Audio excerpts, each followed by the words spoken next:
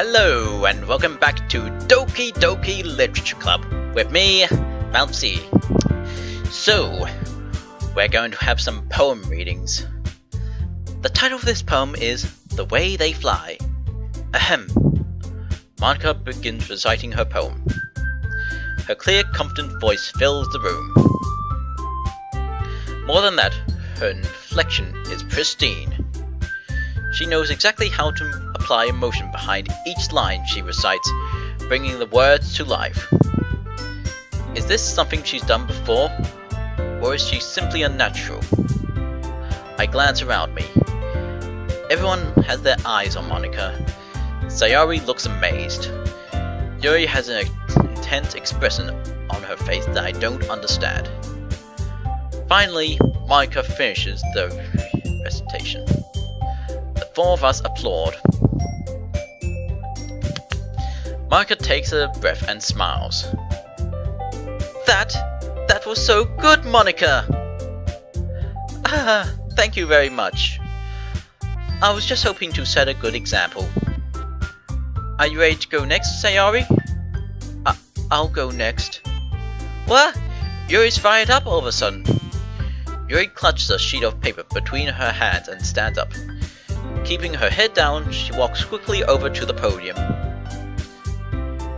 This poem is called... Yuri anxiously glances at each of us. You can do it, Yuri. It's called After Image of a Crimson Eye. Sounds interesting.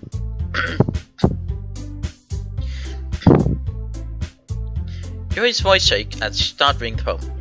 Hold on, the desk chair seems to be caught up on the headphones there. Anyway, Yuri's voice shakes as she starts reading the poem. Just a moment ago, she practically refused to do this. Why is she suddenly putting in so much effort? Well, people's minds can change. As Yuri gets past the first couple of lines, her voice changes. It's almost like what happens when Yuri gets absorbed into her books. Her quivering words transform into the sharp syllables of a fierce and confident woman. The poem is full of twists and turns in its structure that she enunciates with perfect timing.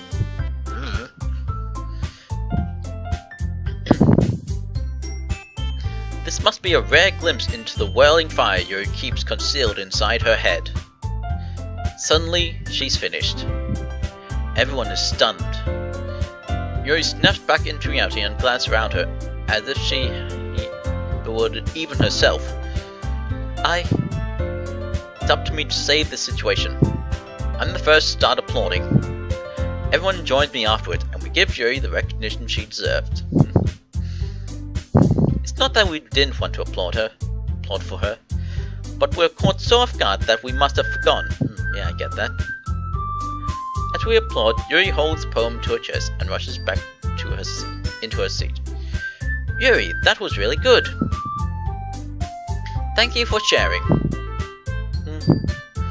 Looks like Yuri is down for the count. Okay. I guess I'm next then. Sayori hops out of her chair and cheerfully walks to the podium. This one's called My Meadow. Sounds simple. Sorry, I giggled. You don't say. Sayori, it's a lot harder than I thought. How did you guys do it so easily? Try not to think of it like you're reciting to other people. Imagine you're reciting to yourself, like in front of a mirror or in your own head. It's your poem, so come out best that way. I see. Okay then. Sayori begins her poem. Somehow, it feels like her soft voice was made as a perfect match. The poem isn't aimlessly cheery like Sayori is. It's serene and bittersweet.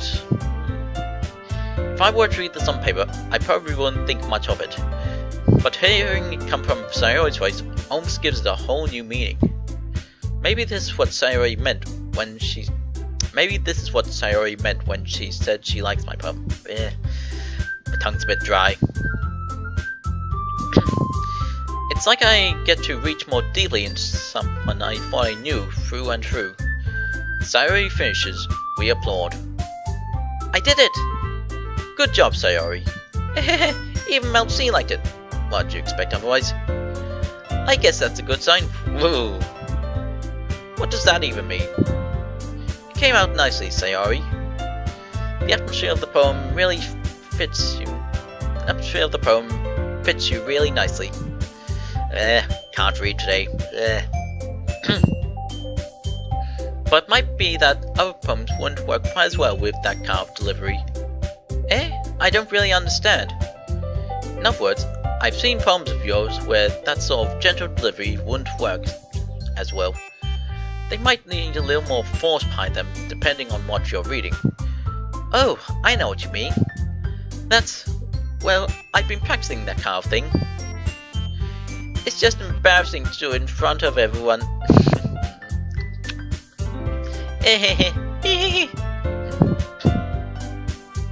The next time, I'm going to make you pick a poem that challenges you a little more.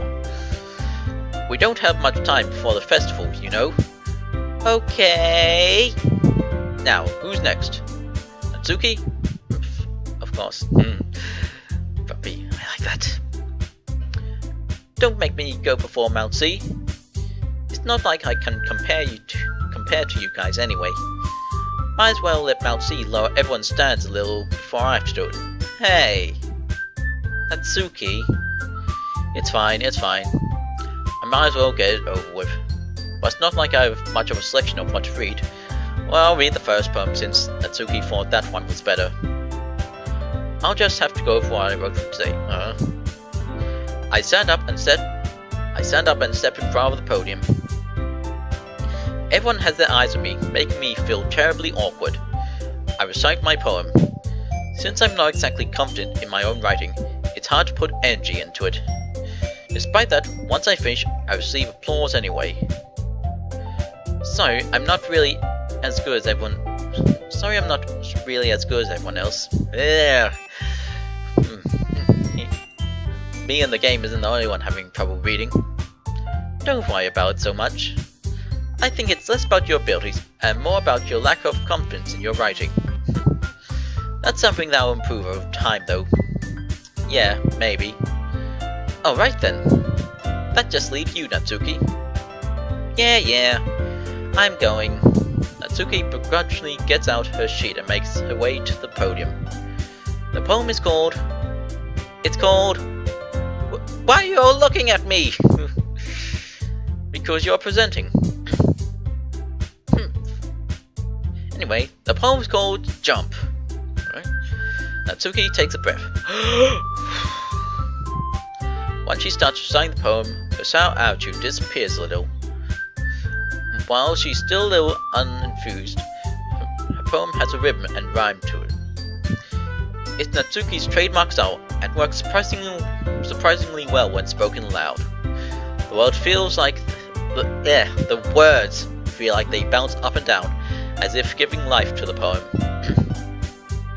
Natsuki finishes, and everyone applauds. She huffs back to her seat. Oh, a bit shy. That wasn't so bad, was it? Easy for you to say. You better not make me do that again. Well... Do you at least feel prepared enough to recite a poem in front of other people? I mean, doing it in front of other people would be way easier. Yeah, right.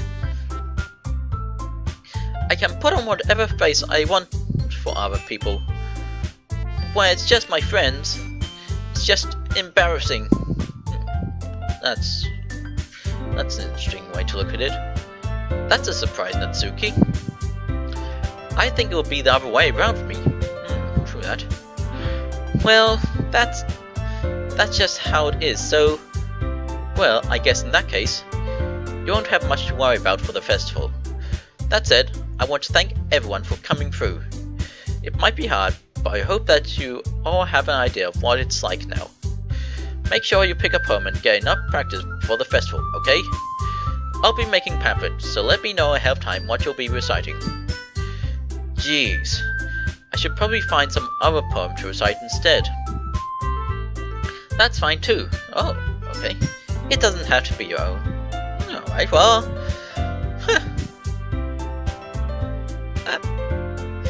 yeah, I bet I could find a good poem. I'm already pleasantly surprised that you're putting in all this effort for the club. It makes me really happy. Yeah, no problem. Okay, everyone. I think that's about it for today. I know the festival is coming up, but let's try write poems for tomorrow as well. It's been working out really nicely so far, so I'd like to continue with that. As for the festival, we'll finish planning tomorrow, and then we'll have the weekend to prepare. Monday's the big day. I can't wait! I can do this. I can do this.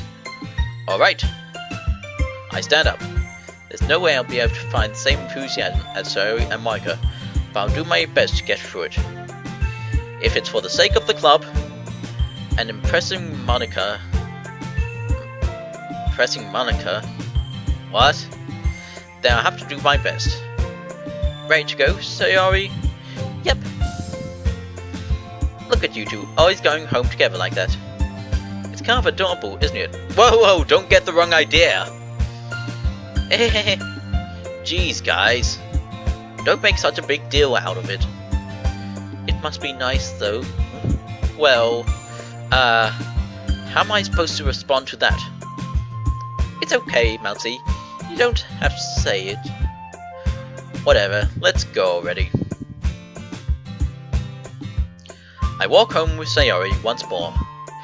Even though it's only been a few days, a lot of things have already changed. But today, Sayori's being a little quieter than usual on the way home. Hey, Sayori. Sorry, I was spacing out. No wonder. What? I was thinking about something familiar. What? Like how we get to... I mean, what are you saying? Sayori fumbles with her words. So, let's say that one day, Tsuki asked to walk home with you. Well, yeah, I do that. Huh? What would you do? What kind of question is that? You can't putting me on the spot here. Well, I would walk home with Natsuki. Walking home with Natsuki, huh? Why the thought of that make my heart pound? I mean, I think I'd be afraid of what she'd do to me if I turned her down. Isn't she so cute and fun to be around? Yeah, that she is. There's nothing to do with what I just said. You admitted it! Jeez.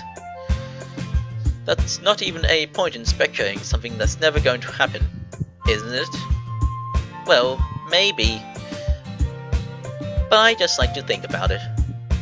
It's not long before you won't need me anymore, you know? What? What do you mean by that? Need you? Yeah. Sayori, I can't figure out how you're seeing things in your head right now. Sorry. Everyone is different. Nobody in the club is a replacement for you. If you say so. Compensation trails up, and I'm left feeling awkward. Was kind of her fault for trapping me with such a weird question. I can't just lie to her. But if there's something that makes her happy, I would hate to take that away from her. That's why I said there's no point in speculating. Then again, the festival is only a few days away. Who knows what will happen in that time? True that. Okay, I guess I'll be getting to write a poem. But that'll do for now. I'll save this for the next episode. Bye bye for now.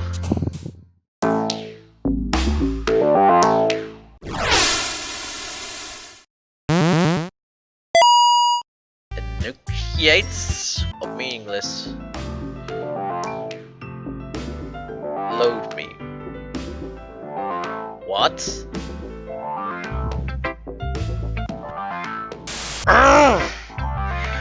Crash again.